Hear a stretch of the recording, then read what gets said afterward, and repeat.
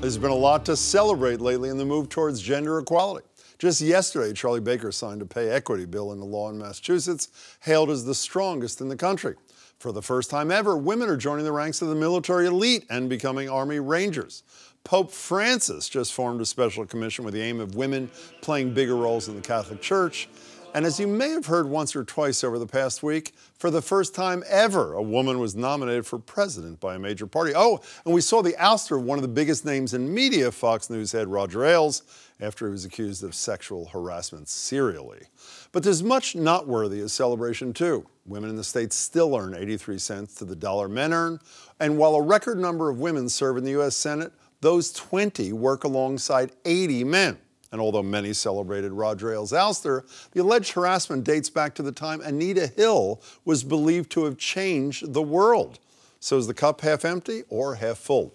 Joining me to discuss are Margery Eagan, co-host of Boston Public Radio here at GBH. Love the show, by the way. Great show. It's fabulous. Fabulous. Shirley Leung, Boston Globe business columnist. Shirley, it's Hi. nice to see you. And Patty Fletcher, founder of PSD Network and CEO of Dr. Patty Fletcher, where she says she and her team help leaders change the world. Patty, it's good to meet you. What does PSD mean for those who don't know? Putting the Seat Down Network. It I came love from my that. research with women on boards, and yeah, I one love of the that. women told That's me. Yeah. great. Okay, celebration's got to calm for a second. Let's start with the big picture, and then we'll work down to small in a couple. Last month or so, there have been huge advances, at least heralded, in the boardroom, in the workplace, in politics, other than Hillary Clinton. Obviously, the nomination in and of itself is historic. Starting with you, have these advances been overhyped a little bit on the equity front? Well, I mean, like you said, there's a long way to go. I mean, we're not there by any means, but as the elder stateswoman on this panel, You are. I can tell you that my expectations growing up, and my daughters, two of my kids are girls, or young women, I should say, are totally different. I mean, I am old enough to remember, and you've been in the newspaper business, when there were no women in the newsroom in the newspaper business. I mean, I was like the first news reporter at the Boston Herald that was a girl. Every single boss was a man. And you talk about sexual harassment. I mean, that was just like part of the job. You know, you had to run faster than the guy that was chasing you around the desk. There was no one to complain to. There was no human resources to So call is that a up. cup two-thirds full kind of Well, thing what for I'm you? saying is I think that things, that when you grow up now as a young woman, you expect when you get married, your husband is going to share the work and share the child rearing. I think it's leaps and bounds. It's not perfect. We haven't gotten all the way there. But compared to when I was young, it is totally different. You've been celebrating a lot of this stuff Yes. in your column. I mean, we should take the moment to recognize that we've come a long way. I mean, I was at the State House ceremony yesterday where Governor Baker signed the pay equity bill. Yes, it took nearly 2 decades You were to the get chief that bill. lobbyist for the bill, practically. But it was amazing because speaker after speaker, you realize there is so much female power on Beacon Hill, from Lieutenant Governor Yeah. Karen Polito, Deb Goldberg, the state treasurer, the House Deputy Leader is Pat Haddad. I mean, Okay, you're woman happy after too. woman. So we have come a long way, and there's much more to do. I mean, that was part of the discussion yesterday. Yes, we've signed this bill, but let's do family leave. Let's do much more. Okay, so you're sort of where Margery is. You going to make it unanimous? I'm going to be doom and gloom. Please. So, I can't help myself. So a few things, right? Yay, right? Fantastic stuff. It's wonderful that we've gone from 14% to 19% of the Fortune 1000 boardrooms. Not enough. Absolutely not enough.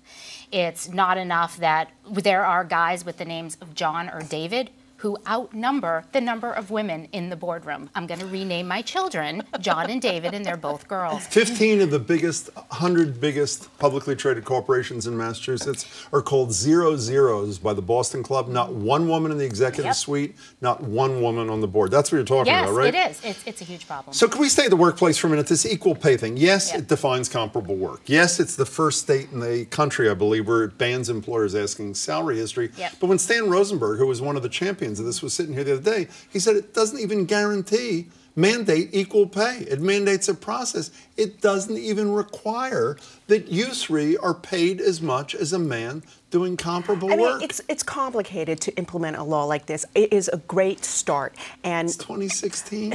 but you have to start somewhere, and it's a great start. For me, I think one of the powerful aspects of the law is that it puts employers on notice for those who to say, you know, if you review salaries, make sure there's no pay disparities. I don't think every company does that, and sometimes there's pay disparities because they aren't looking at the numbers, and so I think there's a lot of awareness. Can we agree it's incremental? It's incremental, and it's also, sorry to jump in Yeah. here, No, go ahead. but I work with SAP on their diversity and inclusion What's that mean? product initiative. SAP, something like 74% of the world's economy runs on SAP. Okay. It's enterprise software. Oh, okay. And so they have a human capital management module.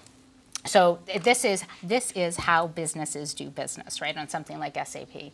And so what we hear when it's trying to implement a law like this, and it is a step in the right direction, is first of all, thank goodness there is a definition of comparable, because when you're talking about most organizations, what one marketing director does is very different than another. But the problem is that it's incredibly difficult to find out where there is an issue. And so it's wonderful to have a law, but you know what? Laws have been in place for a really, really, really long time. It's rules without tools. Let's stay in the workplace for a minute. You were practically running around the radio studio with your fist clenched when Roger Ailes was brought down. I was. I loved it. I loved it. But you're also because he got caught. Yeah, I mean, you get in trouble for it, and it was wonderful. But how about what I said the other day? I mean, Anita Hill, I remember reading your columns in the Boston Herald. Right. She has changed the world. Well, since she changed the world, he's allegedly been sexually harassing women for a quarter of a century and getting away with it. That's true. And I think that, you know, when Donald Trump said if Ivanka were at Fox News and she got I would like to think she would find another career or find another company if that was the case. That's one of the big problems, because it's still true that Fox News is unique. It's the big leader in cable TV. This woman there making a lot of money. And so I think that what happened there probably is that you said, am I going to put up with this jerk and make 200 grand a year and have a wonderful career, or am I going to turn him in and guarantee that I'm going to be blackballed? Because that's what happens. You know, but if you're the regular run-of-the-mill company, you can go to human resources. You can complain to people. You can get people in trouble. There's some place to go now, and that's different. And also, the bosses are not all men anymore, so there's a difference there too. But you know what one of the big thing is, and you're in business and in the business world much more than I am. I've been in the media all my life.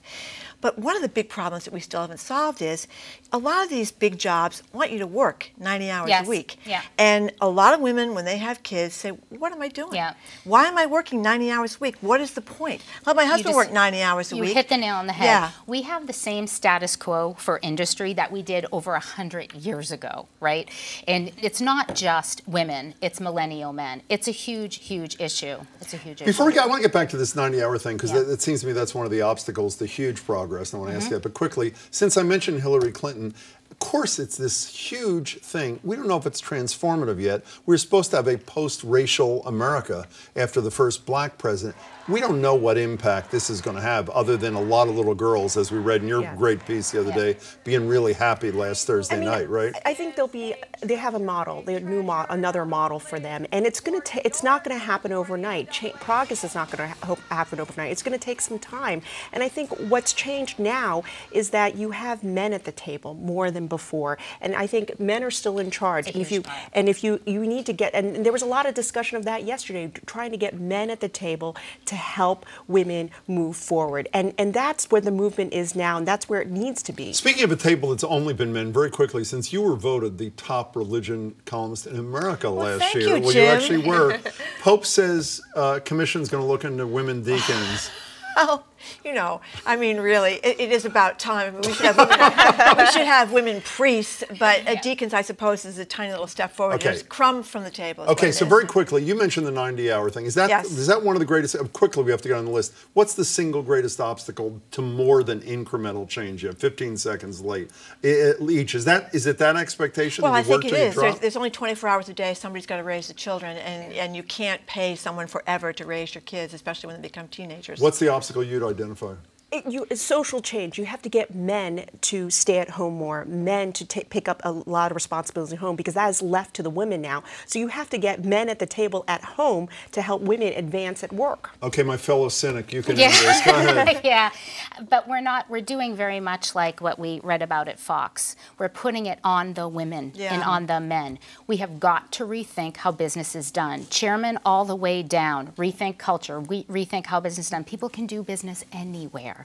So really taking a commitment for that. Marjorie, it's been a pleasure. It's been a pleasure, nice Jim, to always. See you. Shirley, good to Hi, see you. thanks. PSD, don't Yes. forget that. Good to see you. I love that.